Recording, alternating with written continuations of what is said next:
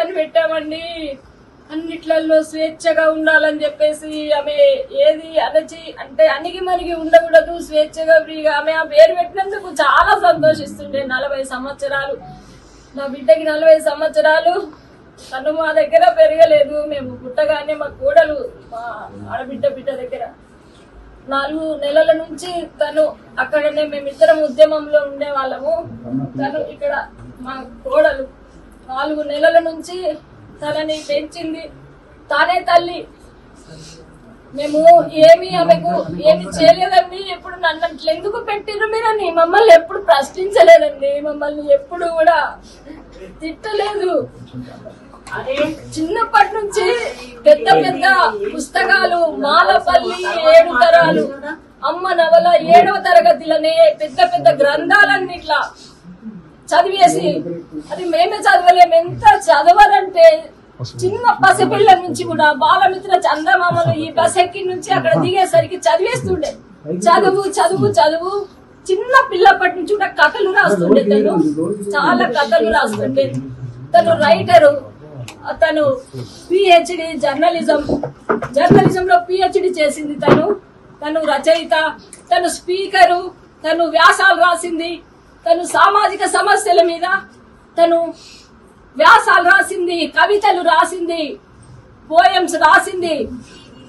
తను ఎక్కడ యూనివర్సిటీలో తన సెమినార్ అంటే ఎంతమంది విద్యార్థులు ఆమెకు ఎంత అభిమానము. ఆమె స్పీచ్ అంటే చాలా మందికి అభిమానము. ఎక్కడ మీటింగ్ అయినా ఎంత బాగా మాట్లాడుతుందని గొప్ప స్పీకర్ అండి. ఆమె దగ్గర ఆమెకు కౌన్సిలర్. అందరి సమస్యలకు పరిష్కారం చెప్పేది. అందరు ఏం సమస్య ఎట్లా చేయాలి అనేట చాలా డీప్ గా ప్రతి చిన్న సమస్యలను చదివింది. జీవితాలను చదివింది, కష్టాలను చదివింది. ఇప్పుడు తను ఒక పోరాట యోధురాలుగా ఏ సమస్యనైనా ఎట్లా ఎదుర్కోవాలని తను చాలా ఒక ఉన్నతమైన స్థాయికి వెళ్ళినటువంటి ఒక మేధావి. 20 సంవత్సరాల తన జర్నలిస్టు జీవితం. 20 సంవత్సరాలు తన జర్నలిస్టు జీవితం. అదే తను డిబేట్స్ చేసింది, తను ఇంటర్వ్యూస్ చేసింది, ఫీల్డ్ మీదకి వెళ్ళింది. అసలు అన్నిట్లలో ఏదైనా గానీ ఆమె అణిగి మణిగి ఉండే మెంటాలిటీ కాదు. తను ఏదైనా ఛాలెంజింగ్ గా తీసుకుంటది. ఏదైనా గానీ వాళ్ళకు సవాల్ విసురుతుంది. తను ఏదైనా సరే నేను ఇంతే ఉంటాని అన్నది. ఎందుకు ఉండాలి అట్లా అని చెప్పేసి క్వశ్చన్ చేస్తుందండి. క్వశ్చన్ చేస్తుంది కాబట్టి ఎవరి దగ్గర కూడా నా ఆలోచనలకు భిన్నంగా ఉన్న వాళ్ళతో నేను ఉండలేను. ఛానళ్లలో కూడా తను చాలా వివక్షతలను ఎదుర్కొని అనేకమైన ఛానళ్లకు తను జర్నల్ అంటే తిరిగి తను ఉద్యోగం చేస్తున్నది. ఇప్పుడు టీ న్యూస్ లో స్పెషల్ కరస్పాండెంట్ గా తను చేస్తున్నది. ఇప్పుడే హెచ్ఓడి మొన్ననే హెచ్ఓడిగా కూడా ఇచ్చారు. Head of the department. చాలా వర్క్ ఉంటుంది. అందరికి షిఫ్ట్ వేయాలి. నాకు నిద్ర లేదమ్మా, అలసట బాగా అవుతున్నది, నాకు అలసిపోతున్నా, నీకు మెసేజ్ పెట్టడానికి ఫోన్లు చేయడానికి టైం లేదమ్మా అని చెప్పింది.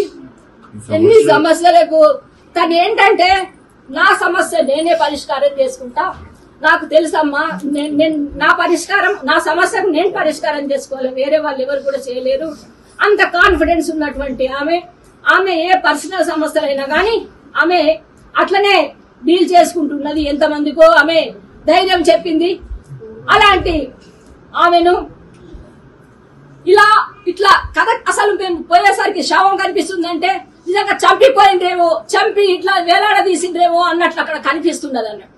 చాలా అనుమానాస్పదంగా కనిపిస్తున్నది. ఎవరు నేరస్తున్నారో మేము పోలీస్ స్టేషన్ లో కేసు పెట్టినాము. ఆ కేసు ప్రకారము వాళ్ళు ఫోన్లు తీసుకున్నారు. ఇన్వెస్టిగేషన్ చేసి ఆ నేరస్తునికి కఠిన శిక్ష విధించాలి. ఇంకా ఏ మహిళలు కూడా ఇలాంటి ఒక దానికి గురి కాకుండా ఉండేటట్టు మోసకారులు ఎట్లా మహిళలను ఏ రకంగా మోసం చేయవచ్చు అనేటటువంటి మోసకారులు కూడా ఈ సమాజంలో ఉన్నారు.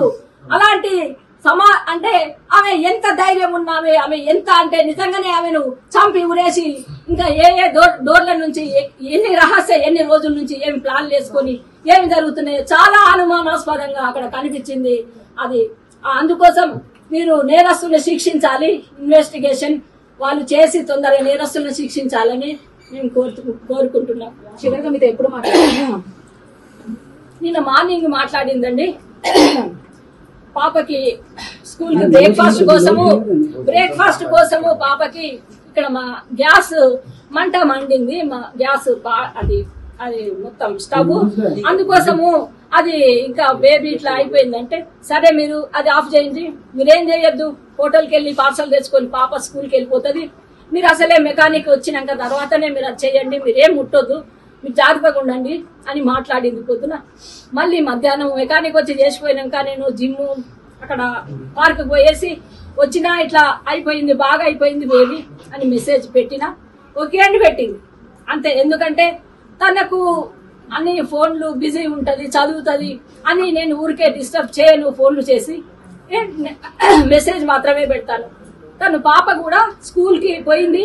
స్కూల్ నుంచి మా హస్బెండ్ వాళ్ళ తాతయ్య తీసుకొచ్చిండు స్టేషనరీ సామాను కొనిచ్చి. అప్పుడు కూడా అమ్మాయి స్కూల్కి వెళ్ళి వచ్చినాక అమ్మ నేను ఇక్కడికి వచ్చిన రామ్నగర్ అని కాల్ చేసింది. సరే తాతయ్య వచ్చిందంటే వచ్చిండు, నేను స్టేషనరీ తీసుకొని వస్తానంటే సరే బేటా అని చెప్పింది. అదే అమ్మ రొట్టెలు ఎందుకమ్మా అంటే సరే రేపు మంచిగా మనం స్పెషల్ తెప్పించుకొని తిందాం బేటా అని కూడా తను చెప్పిందట పాపతోని. 4 గంటలకి పాపతోని కూడా ఫోన్ లో మాట్లాడింది. మేము అనుమానాలు ఏదున్నా అక్కడ పోలీస్ స్టేషన్ లో పెట్టామండి. దయచేసి మీరు పోలీస్ స్టేషన్ కి వెళ్ళి మేమేం పెట్టినామో అక్కడ మీరు చూసుకోండి దయచేసి.